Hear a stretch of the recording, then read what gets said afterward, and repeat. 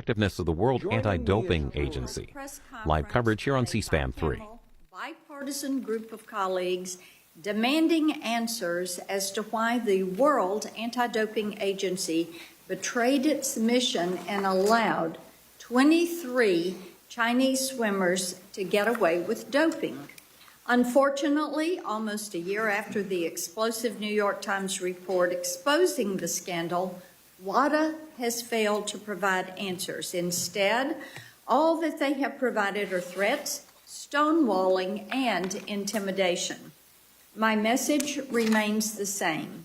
My colleagues and I will not be threatened or silenced for promoting fair play and advocating for clean sport. Here are the facts. In 2021, credible allegations emerged that 23 Chinese swimmers tested positive for a banned substance just months before the Tokyo Olympics. What did WADA do? Instead of launching a thorough investigation, they turned a blind eye. They accepted a deeply questionable explanation and allowed these athletes to go ahead and compete. Many of them went on to win medals. This wasn't just a lapse in judgment, it was a cover-up.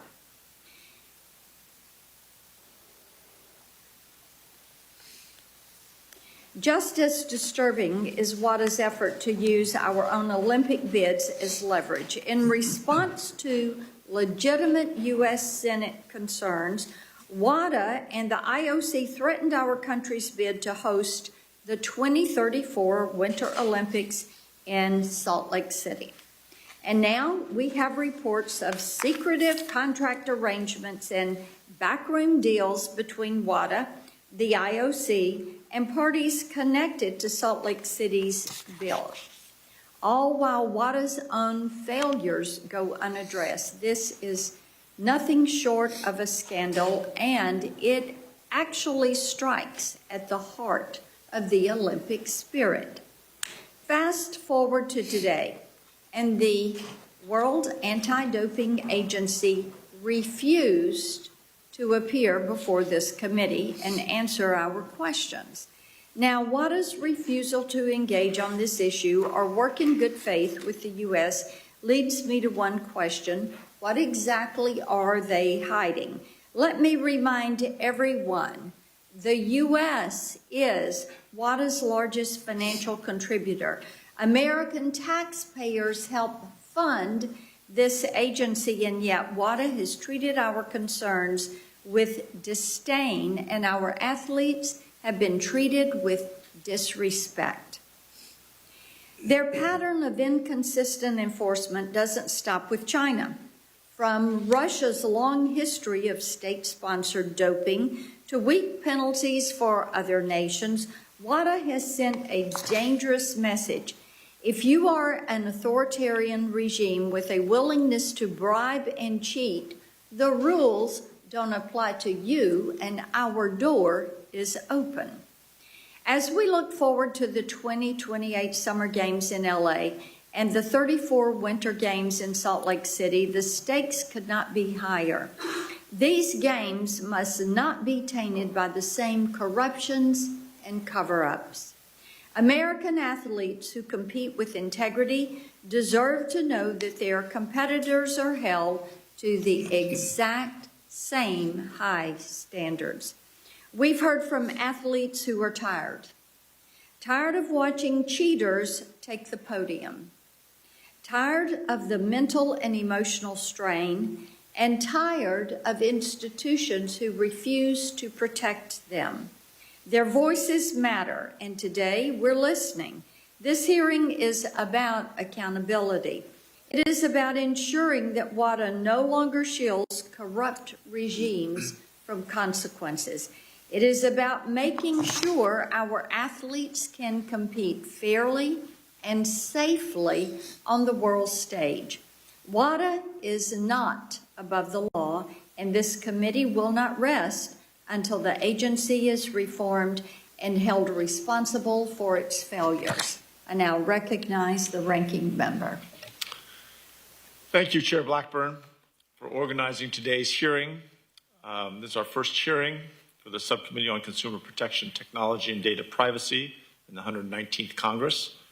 With that in mind, I wanted to share how much I look forward to working with you, Madam Chair, on so many of the important issues our subcommittee oversees: safeguarding American sensitive data, promoting transparency and innovation in the artificial intelligence world, elevating Team USA and helping collegiate athletics earn fair compensation, and protecting the Federal Trade Commission, the Consumer Product Safety Commission from overly influential efforts from the executive branch, and making sure that their Senate-confirmed commissioners who have been fired are either swiftly reinstated or replaced. Today we're going to discuss how to strengthen anti-doping enforcement, as you've described, about the recent scandals that have brought a dark cloud over the integrity of Olympic sports. I went to my son's graduation a couple of days ago, and the commencement speaker was Katie Ledecky. So I don't have to tell you what school we were at. And she gave a spectacular speech, a really impressive, impactful speech. And my son later pointed out that athletes now are commonly asked to give commencement addresses because they've been under the heat lamp of media attention. They've done spent a lot of time explaining themselves and describing circumstances and situations, and they do a very good job at summing things up in a way that people can understand. And certainly Katie Ledecky, if we had more time, I would walk you through the first couple points she made. Maybe Ms. McLaughlin will help fill it in. I mean, every 4 years, the world comes together around the Olympic Games to celebrate and cheer on their players, their teams. And each year over these 4-year periods, we expand the field of competitions and we attract new fans to stadiums around the world. We inspire our youth to dream big. Athletes dedicate their lives, often, almost always from a very early age, for that sole honor of representing their country, in this case, the United States, where they get to wear the red, white, and blue, and they get to hear our national anthem played in medal ceremonies. Among the athletes who competed on behalf of Team USA in the Olympic and Paralympic Games in Paris, 29 of them call Colorado home, which we're very proud about. We're a proud home of the U.S. Olympic and Paralympic Committee that oversees Team USA and our Olympic preparations. We're home to the Olympic and Paralympic Training Center, where we train over 15,000 athletes every year. We're home to the U.S. Olympic Museum, which displays the original scoreboard from the Miracle on Ice, for those of you old enough to remember that, the victory over the Soviet Union. We're home to the U.S. Center for Safe Sport, investigating the instances of substance abuse against athletes. We're home to many of the governing bodies, the NGBs for Olympic sports, and home to the U.S. Anti-Doping Agency, USADA, which enforces doping rules for our athletes. To ensure fairness and transparency in Olympic competitions, the World Anti-Doping Agency, WADA, as Chair Blackburn has described, they are responsible for enforcing the anti-doping regulations in international sports federations. In the months leading up to the Tokyo 2021 Summer Olympic Games, the China Anti-Doping Agency, CHINADA, found that 23 Chinese swimming athletes tested positive for a banned substance, trimetazidine. This substance increases stamina and shortens recovery time, is widely banned as a performance-enhancing drug. What actions did World Anti-Doping Agency take following the tests? They refused to investigate how China's swimmers consumed the banned substance. They failed to disclose the testing results to the public until after the New York Times broke the news in spring of 2024.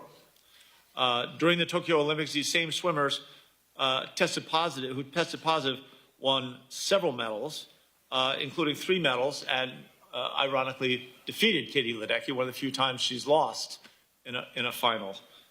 Since the fallout, the world has, I think it's fair to say, lost faith in WADA. In response to the doping scandal, the United States took decisive action withheld its $3.6 million contribution to WADA. First time a nation's ever taken this action, withholding funds. The United States withheld funding to WADA because their past conduct now raises important questions about the future of Olympic sports. In the next few years, the United States is hosting the FIFA World Cup next summer in 2026, the Summer Olympics in Los Angeles in 2028, the Winter Olympics in Salt Lake City in 2034, and countless world championships across several sports. So how can athletes across Team USA and around the world have confidence that they stand on a level playing field with their competitors? The Olympic torch has burned for 129 years to represent unity, to shine a light on athletic achievement and excellence, to bring the world together during times of peace, but times of tension. We should not let WADA's misconduct tarnish the next Olympic Games or rob another member of Team USA from their rightful place on a podium. Fairness and transparency is what Team USA and literally every international team deserves and what this committee continues to demand. That is why on a bipartisan basis, last year we joined Senators Cantwell, Cruz, Blackburn, and Blumenthal to send one strong message to the World Anti-Doping Agency. Essentially, we said enough is enough. WADA must increase transparency in its investigations and regain the athletic community's trust. We must shine a light on past misconduct, both in WADA and what they examine, and ensure that U.S. athletes, from Katie Ledecky to Katie McLaughlin, who is with us today, that they are never undercut again. I'm pleased that in addition to Ms. McLaughlin, who proudly represented Team USA in swimming, we're joined by an expert witness panel of individuals who enforce anti-doping rules in the U.S., who have represented the U.S. in international anti-doping deliberations, and are leading voices in sport law. Just as the United States remains at the forefront of all-time Olympic medals, 2,761, although I don't need to brag too loudly about it, we also need to lead the world in transparency and accountability. Thank you all for coming here, for your testimony, taking time out of your busy lives. It means a great deal. I yield back to the chair. And I recognize Chairman Cruz for his opening. Thank you, Madam Chair, and thank you for convening this hearing today. Sports are more than just a game. They're a critical part of our culture that teaches valuable life lessons such as teamwork, discipline, communication, respect, and perseverance. Sports are also a cultural unifier that brings Americans together to cheer on Team USA at the Olympics. The Olympics provide some of the most iconic moments in sports history. Who can forget the legendary 1980 Miracle on Ice, when Team USA hockey brought home the gold and triumphed over the Soviet Union? It's one reason why Team USA athletes are often considered cultural heroes who inspire the next generation. But our athletes didn't just wake up one day being able to compete at an elite level. They earned it from blood, sweat, and tears, literally produced from countless years of training and sacrifice to pursue their dreams of earning that coveted title, Olympian. To pursue that dream with confidence, sports requires a culture of integrity built on fair competition and following the rules of play. When an athlete cheats, it undermines the value and existence of sports. Cheating can take many forms, including the use of performance-enhancing drugs known as doping that give an athlete an unfair advantage over their opponents. Doping should have no place in sports. And I would say I am glad doping is not a major problem in the United States Senate. Else we might have senators with unusually enlarged tongues and an ability to be loquacious at a level that was truly painful. But it is also why 190 countries, including the United States, support the World Anti-Doping Agency's mission to, quote, lead a collaborative worldwide movement for doping-free sport, which is mandatory for participation in the Olympic movement. In fact, the United States withheld $3.6 million of taxpayer funding and dues for WADA in fiscal year 2024, the most of any other country, to monitor and enforce against doping in sports, including at the Olympics. The next highest contributor is Japan, who spends $1.5 million per year, less than half of what the U.S. pays. Sadly, confidence in WADA is at an all-time low. Recent news reports reveal that WADA did not enforce the doping rules to block 23 Chinese swimmers who tested positive from performance-enhancing drugs from competing in the 2021 Tokyo Olympics. WADA's decision to not enforce these rules may very well have impacted the Olympic swimming competition results for Ms. McLaughlin, one of our witnesses today, who competed against these athletes in Tokyo. This not only harms Team USA, but it undermines the integrity of the doping-free sports mission that WADA claims to uphold. In advance of the 2024 Paris Games, Senator Cantwell and I jointly sent a letter to WADA asking for documents regarding the 2021 doping scandal. We also called for action to guarantee fair competition for Team USA at the upcoming Paris Olympics. WADA not only refused to provide answers to this inquiry and other government inquiries, but allowed the same Chinese athletes to compete again in the 2024 Paris Olympic Games without any consequence.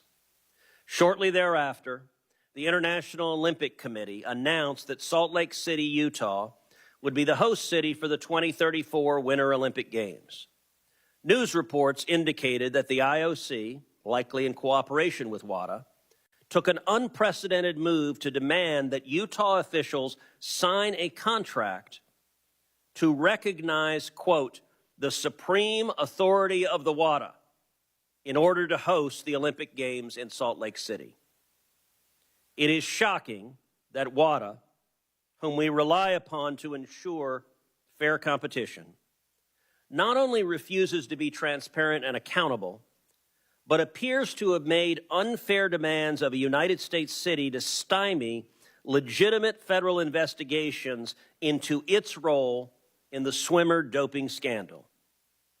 Last year, I explicitly called for withholding U.S. taxpayer dollars from WADA until it returns to its mission and is transparent about its handling of the swimmer doping scandal. I intend to continue this call. I look forward to hearing from our witnesses on what else we can do to ensure WADA is held accountable and that our American athletes are fully protected. Thank you. Ranking Member Cantwell. Thank you. Recognized. Thank you, Chair Blackburn, and thank you and Chairman Cruz for holding this important hearing. I want to thank our witnesses for being here. Congress has a critical role to play to ensure that America's athletes are provided every opportunity to succeed. This means committing to a level playing field across all aspects of sports, from equal pay to anti-doping. In 2022, we passed the Equal Pay for Team USA Act that I led with Senator Capito, which codified equal pay and treatment at the highest level of competition. This means ensuring our athletes are free of abuse, mistreatment, by supporting the U.S. Center for Safe Sport and pushing for necessary reforms to ensure the center is living up to its potential. U.S. athletes continue to face another hurdle with the immense amount of work that goes on into competing at an elite level. We owe it to them to ensure that it's a fair competition. I, too, am concerned that the lack of transparency with the World Anti-Doping Agency demonstrated with the cover-up of the positive test by Chinese swimmers ahead of the Tokyo Summer Olympics in 2021 and the lack of accountability of what has taken since. We should not have to wait for an investigation reporting to uncover positive tests from elite athletes. That's what our anti-doping agencies are supposed to do.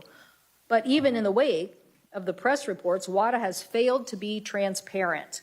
Last summer, Chairman Cruz and I wrote a letter to the anti-doping agency to understand why they did not challenge the findings from the Chinese anti-doping authority.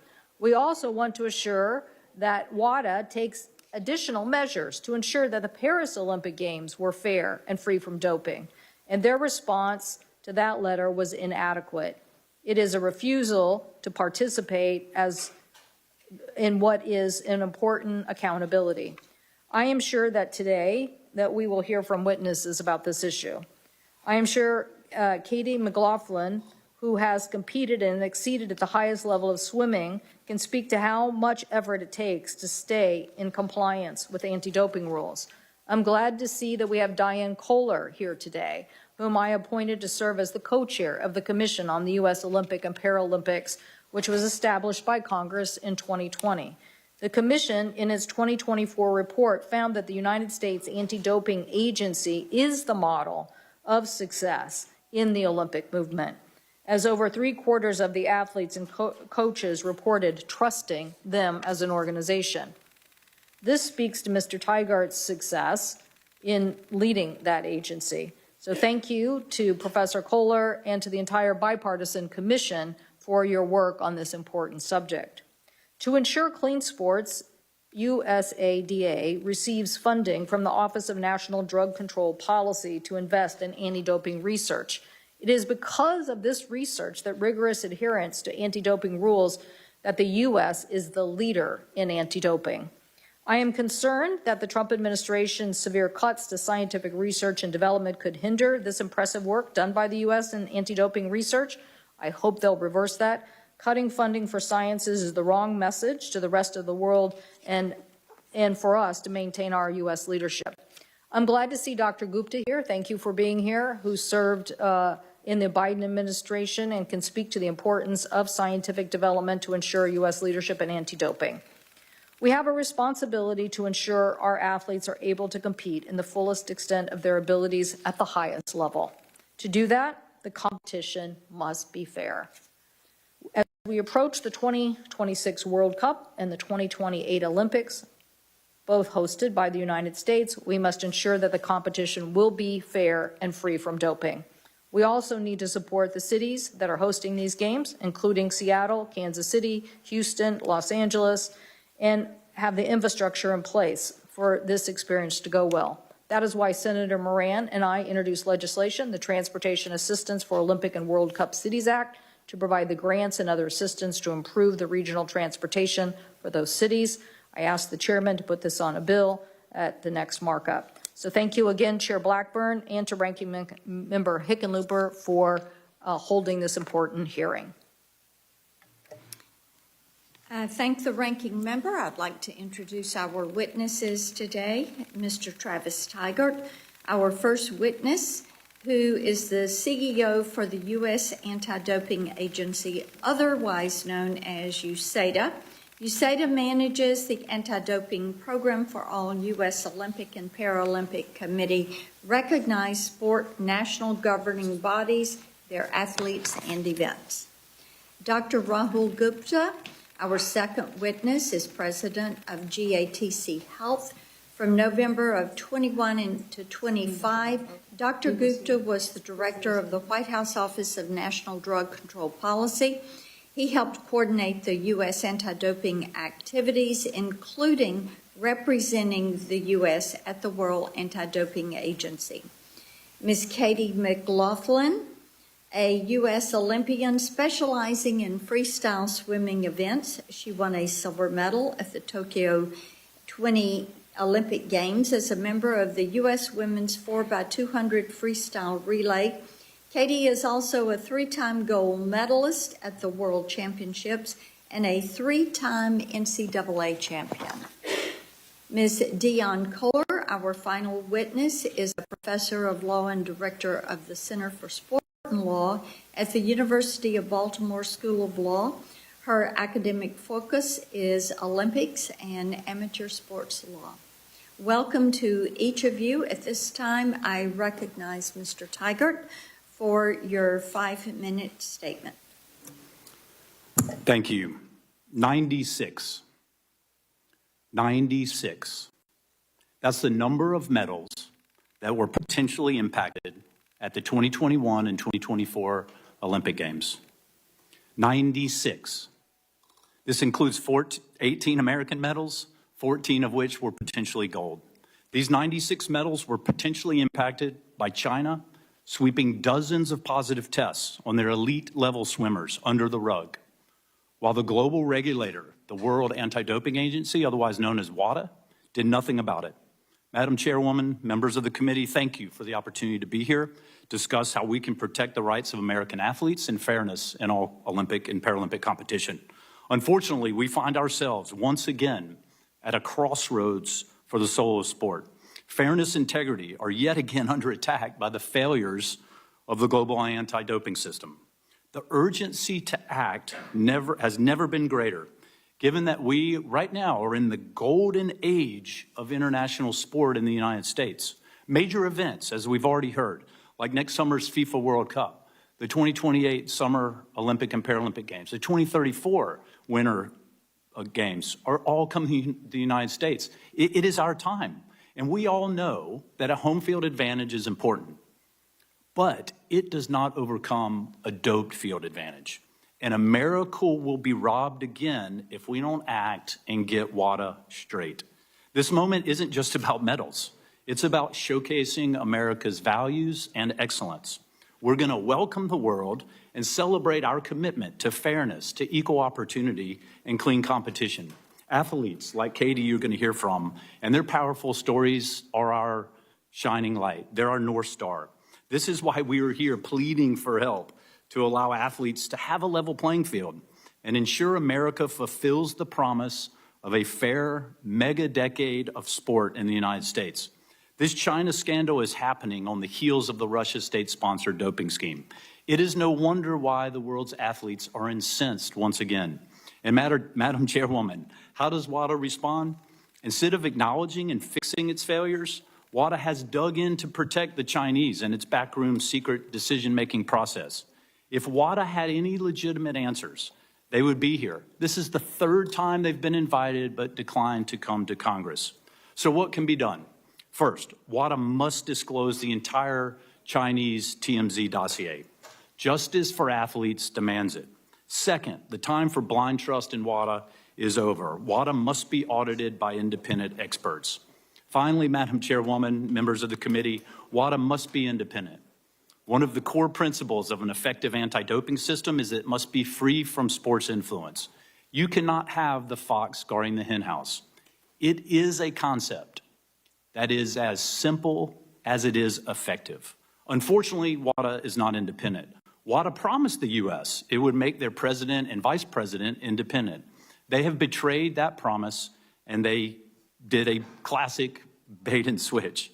We should continue to hold U.S. funding until this promise has been delivered. In the first Trump administration, the White House took 3 impactful steps. First, working in a bipartisan way with Congress, authority was granted to ONDCP to withhold U.S. taxpayer funding unless WADA reformed and did its job. Also, the White House convened a landmark global summit on WADA and brought the world together seeking change. Lastly, President Trump signed into law a very bipartisan Rodchenkov Anti-Doping Act that allowed the prosecution of those who prey on athletes, such as coaches, trainers, doctors, and dirty officials. These actions send a clear message that the U.S. will not allow American athletes to get robbed and that U.S. taxpayers will not continue to bankroll a broken system. We must continue to build on the momentum for change in a bipartisan way. We should work with our domestic partners, such as the United States Olympic and Paralympic Committee, domestic sponsors, including Comcast, Coca-Cola, Procter & Gamble, Visa, and others. Also, a coordinated government strategy with Congress, ONDCP, and the State Department, working with our government partners and allies around the world to fix WADA. As the host of the upcoming games, the IOC and international sport are going to be expecting a lot from us. Congress and the White House should ensure the investment we are making into hosting these events is properly insured to protect the right of American athletes to win the right way on our home soil. We don't want to fund a fraudulent games. Let me be very clear. We need a strong WADA. We support the mission, but we need a WADA that is truly independent, a global regulator, not a lapdog to interests other than anything besides clean athletes and fairness in sport. Thank you for your attention to this important matter, and we look forward to your questions, but also ways we can continue to help fix this global system. Thank you. Thank you. Dr. Gupta, you're recognized for 5 minutes. Good afternoon. Thank you. Thank you, Madam Chair, ranking members, and this committee. My name is Dr. Rahul Gupta. I serve as president of GATC Health Corp, a tech bio company, and formerly led the White House Office of National Drug Control Policy, representing the United States as well as the Americas region on WADA's executive committee. I'm honored to testify here today on a matter that goes to the very heart of sport, fairness, and American values, the governance of the World Anti-Doping Agency, or WADA. We must never forget that behind every medal, every anthem, and every flag, there is an athlete, often a teenager or a young adult, who has dedicated their life to honest competition. They train in the dark before sunrise. They sacrifice their bodies, their free time, and sometimes futures in pursuit of excellence. And they do it clean. Yet, today, their dreams are being undermined, not by a rival, but by the very institution meant to protect them. WADA was created to ensure that every athlete in every country plays by the same rules. But WADA has strayed from that mission, and the evidence is now undeniable. When 23 Chinese swimmers tested positive for a banned substance before the Tokyo Olympics, WADA did not open an independent investigation. It did not inform its executive committee. It quietly accepted an explanation of contamination and let those athletes compete, while clean athletes from other countries watched the podium slip away. No athlete should have to ask, did I lose because someone cheated and no one stopped it? Yet, that's exactly what happened. And when I, as the U.S. representative to WADA, asked questions, why we weren't told, why no sanctions, why no transparency, we were met with deflection. The so-called independent investigator offered no recommendations, no accountability, and no answers. This is not a technical lapse. It's a governance failure, and it breaks faith with every clean competitor. The United States, as WADA's largest public funder and founder, could not in good conscience continue business as usual. That is why we withheld our dues and demanded reforms. We need transparency in decision-making, true conflict of interest protections, independent oversight, and a permanent U.S. seat at the table. WADA leaders responded by removing us from its executive committee. And that's not because we broke rules, but because we dared to challenge a broken system. The United States was a democratically elected member representing the Americas region. That is now not how global institutions should operate. That is not leadership. That is fear of accountability. And the timing could not be more critical. As has been said here, in the next few years, the world's eyes will turn to the United States for 2026 FIFA World Cup, 28 LA Olympics, and 2034 Salt Lake City Winter Games.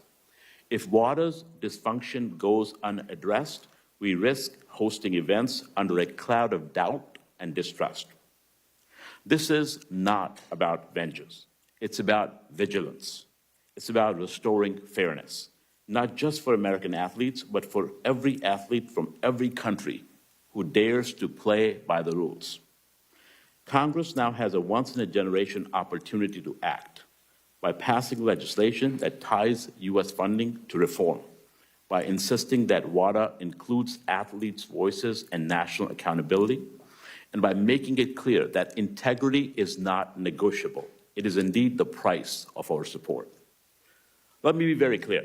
This is not about medals. It's about meaning.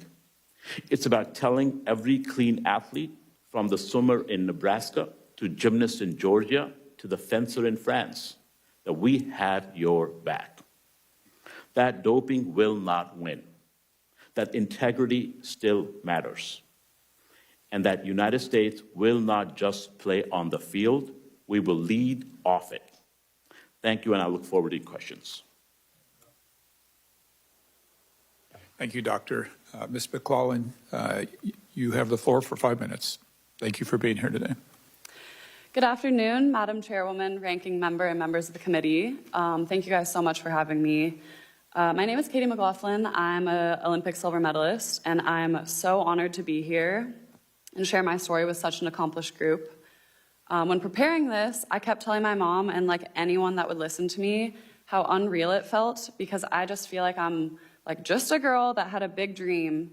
And I think that's exactly why I do feel like I belong here.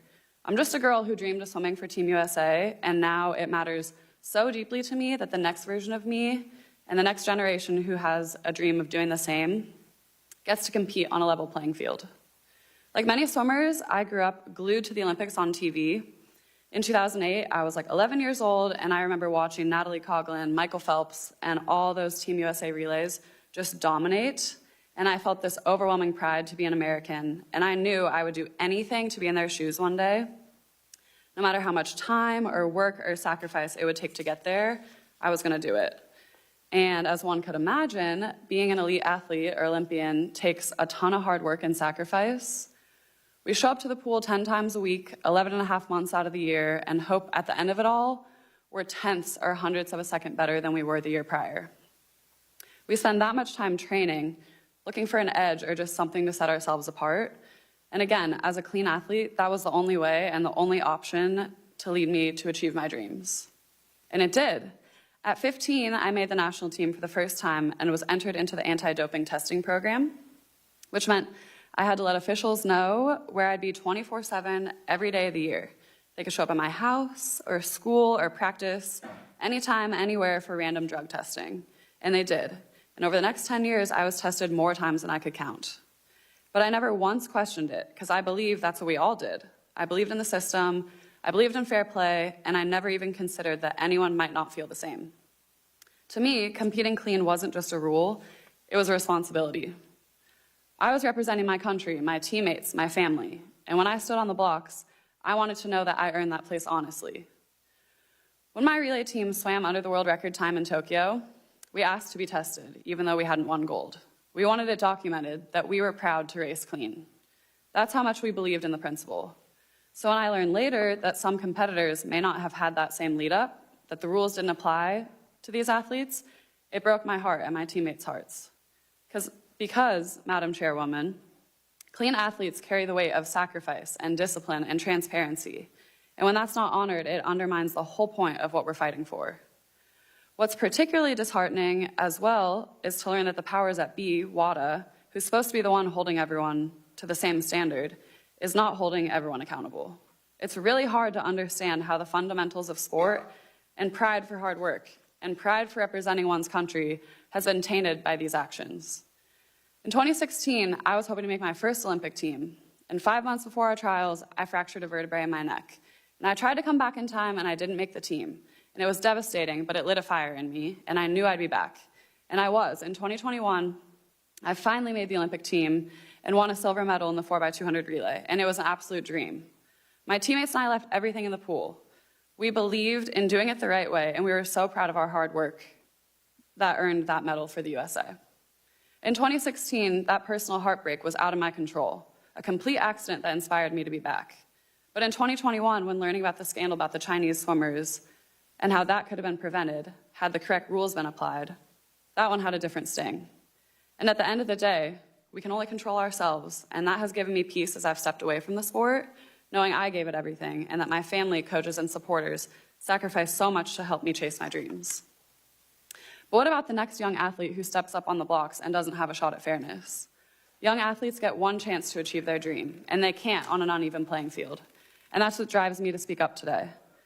I don't want to stay quiet knowing another young girl like me is out there working just as hard, and she might not get a fair shot. Madam Chairwoman, we Olympians are individuals with individual stories, but what unites us is that we fight for honest, clean, and fair competition. At the end of the day, it's about the people, it's about the pride, sacrifice, and integrity, and it should never have to be a question about whether the playing field is level. I care about the future of my sport and that everyone dreaming of being in my shoes gets a fair shot at achieving their dreams. Thank you all for listening, and thank you for your leadership and help protecting the future of sport. Ms. Kohler, you're recognized for 5 minutes. Thank you. Good afternoon. My name is Dionne Kohler, and I'm a professor of law and the director of the Center for Sport and the Law at the University of Baltimore. I've published several articles on the United States' efforts to fight doping in sport, and I also co-chaired the Bipartisan Commission on the State of U.S. Olympics and Paralympics, which provided its final report to Congress last year. I appreciate the opportunity to testify today, and I commend this committee for taking up the issue of how the United States should respond to WADA's continued failure to fully meet its mission. Members of the committee, WADA has suggested that the U.S. is hypocritical and behaving politically.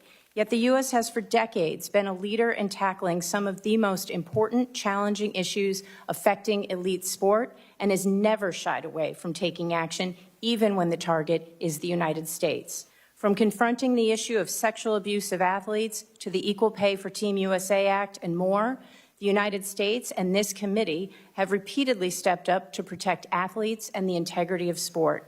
The U.S. has for decades also shown the same resolve concerning doping in sport.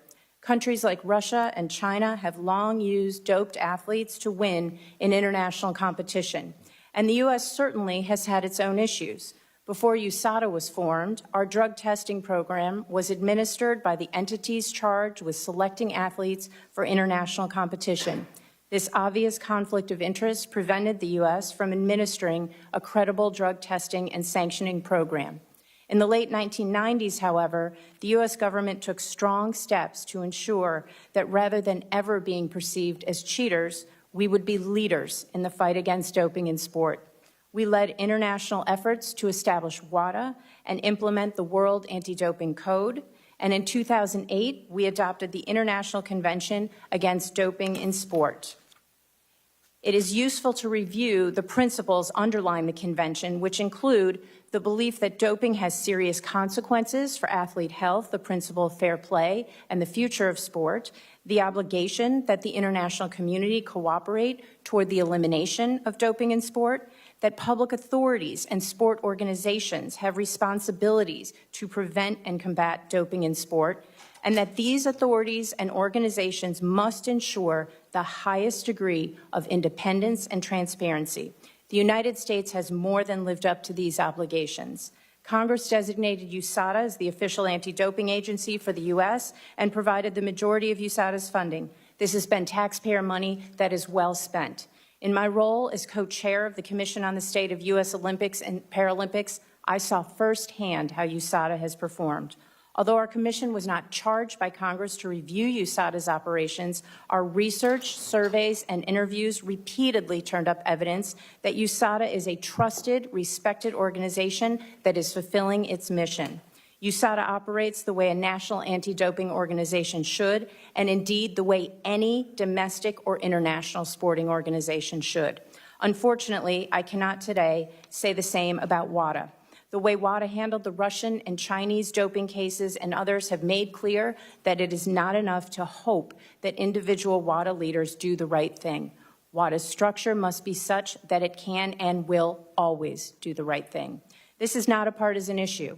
Under both the previous Trump and Biden administrations, we have taken steps to ensure that WADA fulfills its promise. Yet despite years of U.S. efforts to work with WADA to achieve the necessary reforms, WADA still has not fully implemented the changes necessary to ensure that the principles reflected in the Convention Against Doping in Sport are consistently upheld and not disregarded when politically expedient.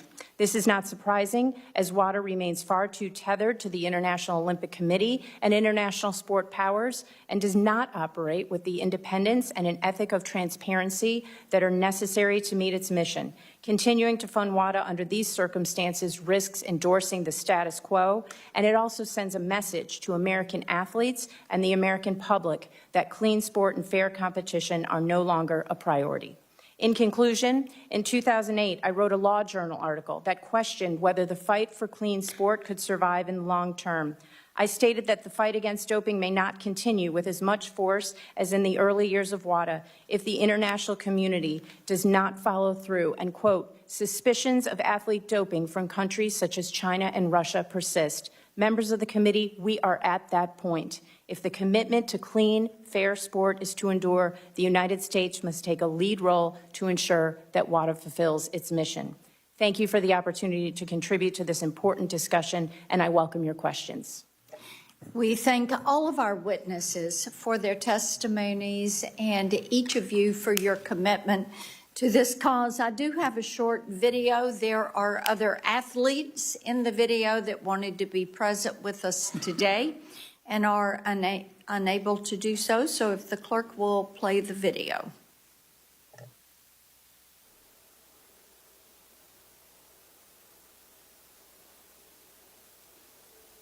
U.S. is now investigating Chinese swimmers who tested positive for doping after the Tokyo Olympics 4 years ago. A new doping scandal has erupted involving Olympic swimmers from China. A New York Times investigation found 23 Chinese swimmers tested positive for the same powerful and banned substance 7 months before the Tokyo Games in 2021. And I remember right after winning my bronze medal, I was so elated. And I walked into the media area to have an interview, and the first thing a reporter shoved a microphone in my face and asked, "Do you think the gold medalist was doping?" Anti-doping is hugely important to me. I always took great pride in the fact that I competed clean, and even greater pride in the fact that we as a nation compete clean. There's a lot that goes into Olympic performance, and the thought that some countries and some people aren't being held to the same standard as us is very frustrating. I'm frustrated in sport when we see nations and systems that don't adhere to the rules as other nations do and that aren't enforced as other nations and other systems do. The fact that we are still having to fight for the Wada code to be applied fairly across all sports, all national governing bodies, is something that is extremely frustrating to me. We are entering into probably the greatest sports decade in American history, coming up with LA 28 and Salt Lake City 2034. These are really important in the sport of swimming, but also every sport that's going to be at the Olympic Games in our home country in 2028. So I think it's really important that we start now. However, not all nations share our belief that honest hard work is the best path to competitive success. As athletes, our faith can no longer be blindly placed in the world of anti-doping agency, an organization that continues to prove that it is either incapable or unwilling to enforce its policies consistently around the world. But really what those athletes need is a level and fair playing field. Sport only works when everybody follows the rules. Whether you're an athlete, coach, sports legislator, or simply a fan, it's important that we give clean sport the time and attention that it deserves. In making sure that policies are applied across the board. This is something that is super important to us. As a home games, we want it to be as clean and as fair as possible. So now Team USA needs your help in pushing this legislation through. So please support this legislation. It's really important to have a governing body that is enforcing the rules to each country. I think it's really important to make sure that there's policy in place that other athletes are competing clean as well, and that the same rules are applied across the board. The U.S. has the opportunity to lead the world movement for clean sport. And I think we're definitely at an inflection point where we can make some positive change. To be really on it, to be really on top of encouraging WADA to apply their standards across the board. Reform is desperately needed to ensure that there is a level playing field. We as Americans need to set an example for the rest of the world that competing clean and with integrity is just as important at the end of the day as winning gold. Our message is simple. We will not be silenced for trying to promote fair play. As the largest financial contributor, the U.S. deserves to have complete confidence in their ability to regulate unlawful doping so that every athlete has a fair shot. I recognize Senator Hickenlooper for 5 minutes of questions. Again, thank you, Madam Chair. Thank you all for being here. Let me start with Ms. McLaughlin again, and thank you for your dedication, your service to Team USA. It really is remarkable. You stepped inside the lines to compete for your country at the highest level. Given all that we've heard, can we rebuild the confidence in having a level playing field? I think that There's definitely hope amongst us athletes that we can. It's super important to us all when we're dedicating so much of our time and our lives, and people in our lives are sacrificing for us as well, that there is potential for us too. And I think that by doing things like this and putting trust in you guys and USADA and everything, I think we're making the right steps. So. Great, thank you. I appreciate you're a role model for so many young people. Really appreciate that. Ms. Kohler, I'm going to swing off a little bit here. Recent House settlement ruled that NCAA and Division I schools must pay former athletes over $2 billion in total compensation. Football, basketball, the money flows. Not so much with swimming, track and field. While the aftermath of the House settlement is recent, some Division I schools are considering cutting funding to the they call the non-revenue sports. In the aftermath of the House settlement, what options do universities have, in your opinion, to across all levels of the NCAA to grow non-revenue sports?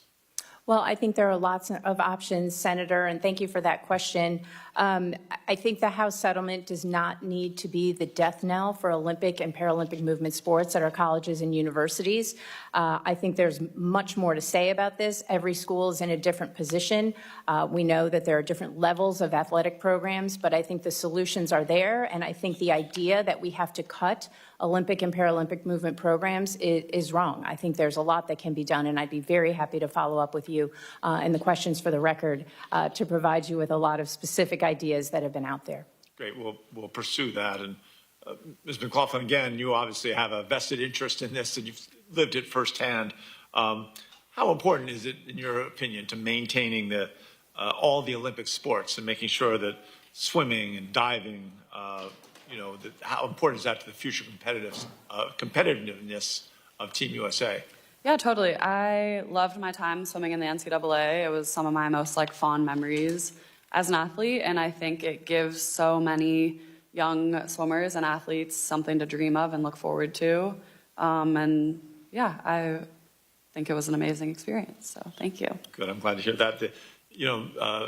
Ms. Ledecky, when she spoke on Sunday, I think she estimated she swum 26,000 miles and looked at every mile as an investment in who she was to become. And I'm sure that all of you had that same kind of commitment and that investment in yourselves, which is truly powerful for the next generation. Mr. Tigert, thank you for your work with leading the U.S. Anti-Doping Agency. Is it clear that the World Anti-Doping Agency, that WADA, has lost the confidence of many athletes? I think we know what that is, but what reforms or actions do you think WADA needs to take to rebuild trust within sporting federations and athletes before the 2028 Olympics? Thank you, Senator, for the question.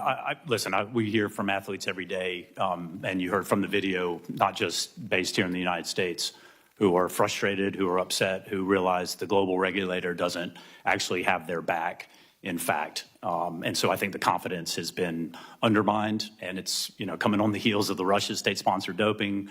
If you see in my long testimony about the weightlifting, it was biathlon before that, it was track and field before that. Here we go again, and we have to get this cleaned up to be effective going forward.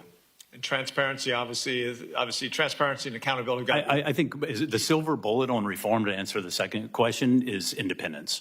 And I think with independence then flows transparency, accountability, effective use of resources, engaging in dialogue to how to better themselves, and then ultimately trust, which is the most important aspect for a system that is supposed to give confidence to athletes doing it the right way is the only way to win. Right. And Dr. Gupta, how do you think we can build the international collaborative efforts to get back to this goal of trust? Thank you for that question, Senator. I think it's going to be important that the United States works with other countries like-minded. We have worked within the Americas, 41 nations, where we were elected for the second time just this past April. I think we have to continue to do that with European partners, allies in New Zealand, in Australia, in Japan, and others, to make sure that, again, the transparency, accountability is first foremost in order to build that trust into WADA. Great. Thank you very much. I yield back to the chair. We thank you and know you have to rush off. I appreciate so it. go make that speech well. We're depending on him. Ms. McLaughlin, I want to come to you first. Talk to me a minute about how it made you feel when you read the New York Times expose and you felt like it was confirmed to you that you had been beat because somebody was a cheater. And here you were putting your heart and soul into your training, and you get to that moment to get that medal, and it's not there because somebody cheated you out of it. Yeah, thank you for your question. It was devastating, honestly. I remember getting the call from USADA letting me know that the New York Times article was going to break, and I was just so taken aback and heartbroken. And I think I spent a lot of my career trusting in the powers that be, and it was really sad to find out that that's not someone who could be trusted, meaning Wada. I think a lot of my teammates and I were just pretty let down. And I think, at the end of the day, all I can control was myself and my own race, and my teammates could only control their part of the race. So that's something to kind of hold on to, but I think just pretty devastating, heartbreaking all around. But thank you. Yes.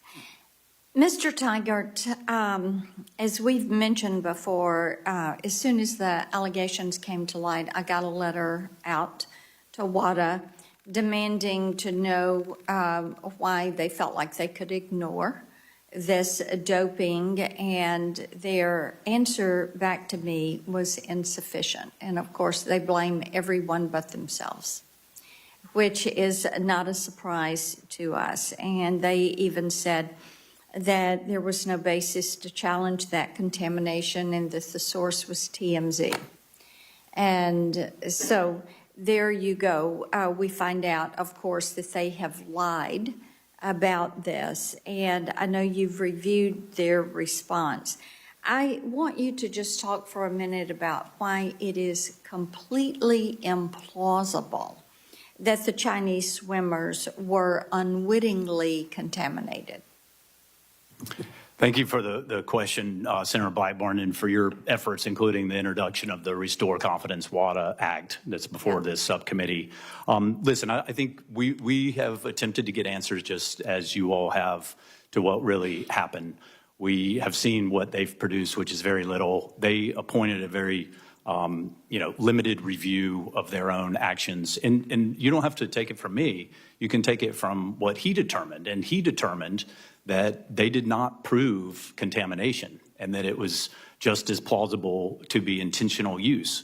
You then couple that with the fact that WADA did no investigation, just blindly accepted the factual scenario that was provided by the Chinese. And in fact, months before these positive tests showed up on their desk, they had interviewed a defector, a whistleblower from China, who had indicated to them that TMZ was being given in a systemic fashion to athletes, but yet WADA leaders never brought in their independent investigative unit. They have a 16-person, very experienced investigative unit. They were not involved at all with investigating the facts of this case. TMZ is a prescription medication in some countries. It does not just show up in the kitchen. It's unbelievable to think that, Tinkerbell showed up and sprinkled it within the kitchen. The Chinese didn't find anyone using it. They didn't find it in the food. And the amount of food, the amount of contaminated drink you would have to actually eat or consume to get these levels was a few micrograms. I think we did the analysis based on the information that's out there. It's like 11 pounds of food and over, I think, 7 gallons of liquid in order to get the levels. And to think that Chinese athletes at the top of their game are going to do that type of diet the day before an event or the day after one event before the next day's race is just absolutely ludicrous. And it's why we've asked for the questions. Why hasn't this followed the process and the protocols that are in place? Let me ask you this, kind of following on to that. Why do you think that WADA thought they could intimidate the U.S. and the U.S. Olympic Committee and the Salt Lake City officials, and why was there a capitulation there? Listen, I think it's what happened in Paris, I think you're referring to. I think it's Exhibit A of the value and the importance of independence in anti-doping enforcement. You have the perception that the IOC leveraged the giving of the Olympic Games in exchange for us bowing down, as Senator Cruz mentioned, to the supreme authority of Wada. Those shouldn't be commingled whatsoever. Now, we've been assured from the United States Olympic and Paralympic Committee that it's meaningless. There was no quid pro quo in their mind, and we must give credit to the United States Olympic and Paralympic Committee because they did make the independent decision to create USADA. You've heard from some of the other witnesses about the effective model of independence. They took the courage back in late 1999, early 2000 to say we're gonna be involved to help fund, but we're not gonna be involved from a decision-making standpoint. We're gonna remove the fox from guarding the hen house here in the United States. And we think, and Professor Kohler testified to it, we think that's made all the difference in enforcement. And unfortunately, that's not what has happened and occurred with the IOC and with the World Anti-Doping Agency. All right, 5 minutes to the gentleman from Utah. Thank you, Madam Chair. Thank you to our witnesses. Mr. Tiger, as you know, Utah hosted the 2002 Winter Olympics. I think by everybody's standards, it was a tremendous success, both for the state and for the Olympics. Today, imagine our pride in hosting the 2034 Games. And to us, building on that legacy that we had in 2002 is just really important. And to be honest, if you ask the average person on the street in Utah about WADA or USADA, they wouldn't know, right, what was going on. But they do know this. They want the Olympics in 2034 to be the cleanest Olympics in the history of Olympics. So what has to happen? What does WADA, can they restore trust? And to restore trust specifically, not in generalities, what do they need to do? Listen, I think the silver bullet to restoring trust is independence. They promised an independent president and vice president. They betrayed that promise. And that was part of why the U.S. back in 2020 agreed to fund WADA, was making it more independent. That was in the legislative language to the funding that U.S. taxpayers agreed to send to WADA. And that was supposed to go into effect, but they changed the rules mid-game. A bait and switch is what happened. I do firmly believe if you put in independent president and vice president on the executive committee, which then also means it's on the foundation board, they're the same people, then we can begin the process of ensuring that it's trustworthy, that it's transparent, has accountability, and change the culture so it's not a service or lapdog to sport, but is actually a dedicated, faithful servant to clean athletes. Great, thank you. Katie, thank you for being here today. There are not many people that have done what you did, and there are not many people who could come here today and fill the role that you're filling. I think in many ways, there are a lot of people, both in Congress and professionally, who are working on getting this fixed, but you represent the athletes. So what do we need to do so that the next person that stands on that pool deck feels like, you know what, this is going to be fair? Thank you for your question. I don't have the specific ground rules of a plan of what I think should be done, but I think just echoing what Travis has said of independence and finding a way for the athletes to be able to trust WADA is super important. And I think that's pretty much it. Okay, good. Well said. Dr. Gupta, we've talked about transparency. In your legal opinion, right, in your professional opinion, how does that happen? And is there possible legal action under Roshiha anti-doping legislation do we need to do? Thank you, Senator, and really appreciate the work of this committee actually on this issue. It's really critical. I do echo my colleagues' thoughts here about the true independence. I also think having the independent code compliance audits is important. I think having make sure there's no conflicts of interest in the leadership of WADA is important. I think independent athletes representation is important. I think strengthening our oversight of it and having that representation, what I found is if we're not at the seat, we can impact change. And we're about the most independent, and you've heard Katie talk about what U.S. athletes do. And we want to make sure that everybody's doing it, first of all. But more importantly, we want to make sure that cheaters are not part of that system.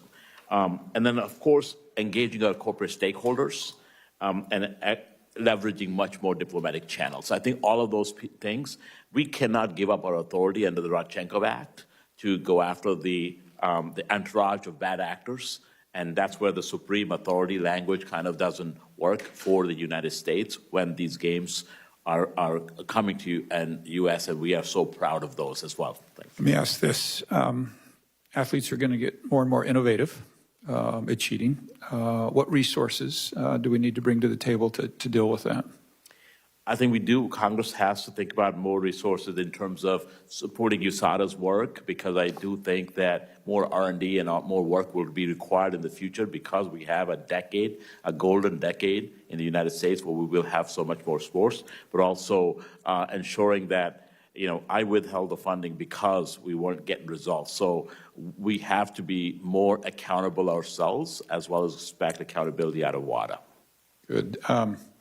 Ms. Kohler, I have just a few seconds left. Would you like to weigh in on any of the questions that I asked? No, Senator, I think it's been well covered. Thank you. Yeah, thank you. Madam Chair, I yield.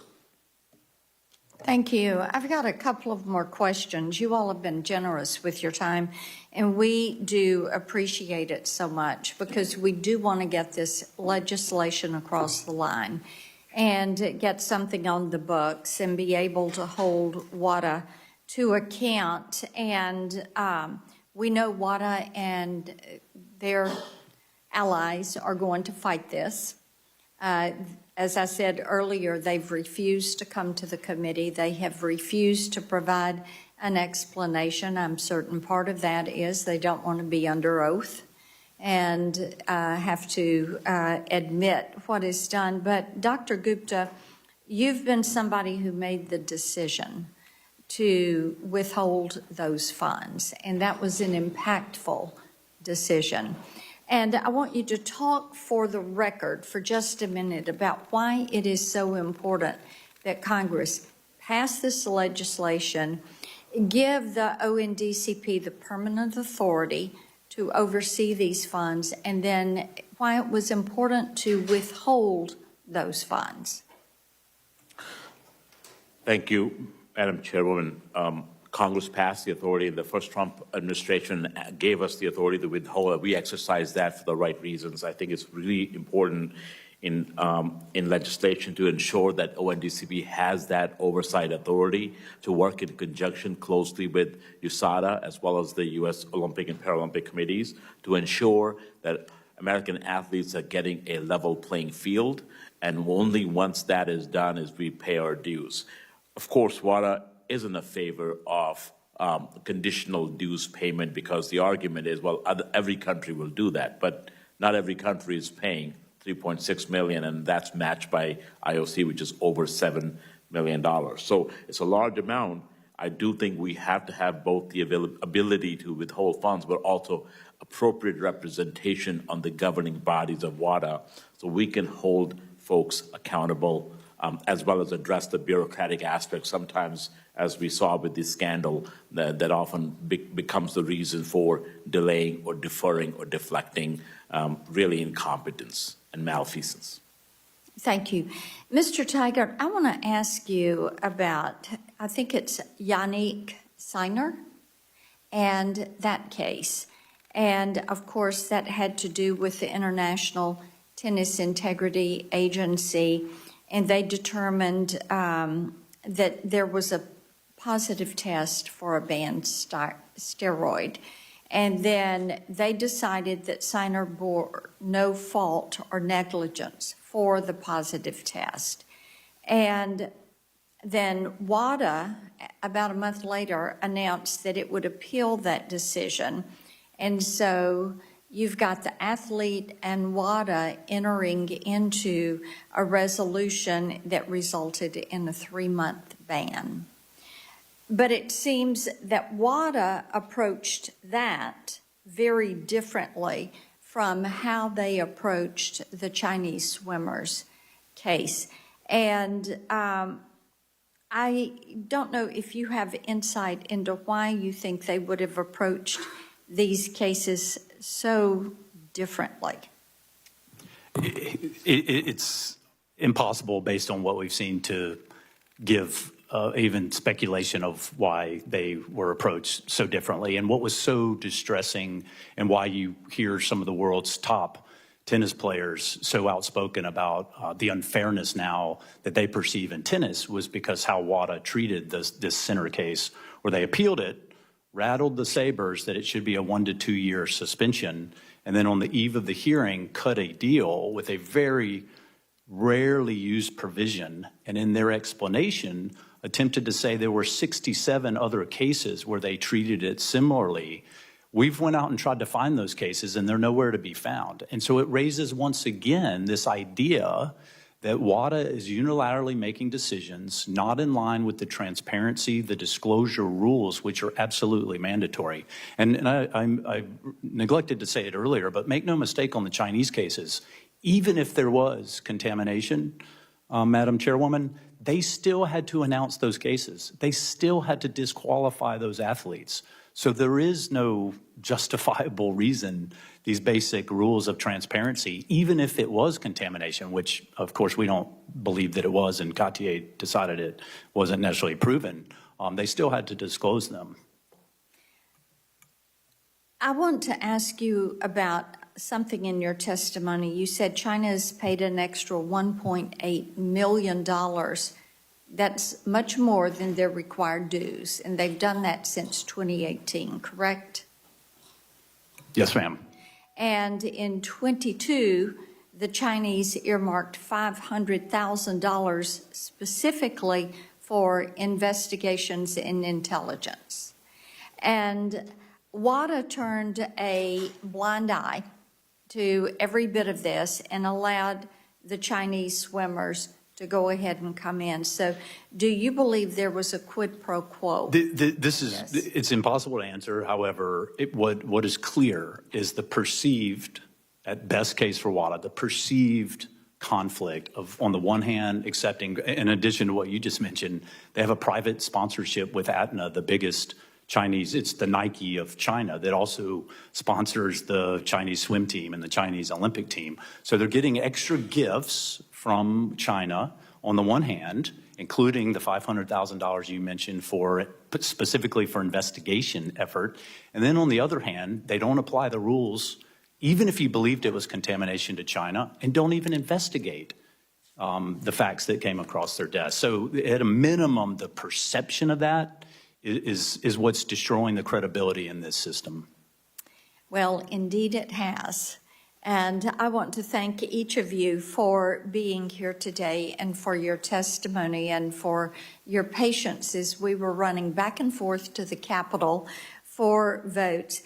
I will remind all of our senators on this committee that they have until the close of business on June 24th to submit their questions for the record. And then you, as our witnesses, will have until July 8th to respond to each of those. This concludes our hearing today. The committee stands adjourned.